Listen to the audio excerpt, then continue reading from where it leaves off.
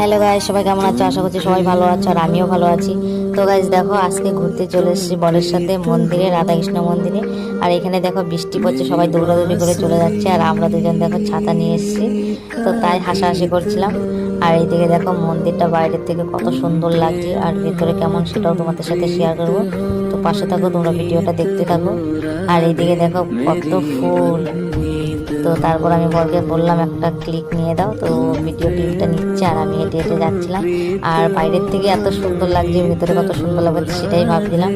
আর এখানে দেখো বর আগে আগে গেল আর আমি ওকে দুটো ফটো তুলে দিলাম। আর এখানে কথা বলতে বলতে আমি চলে এসেছি ভেতরে।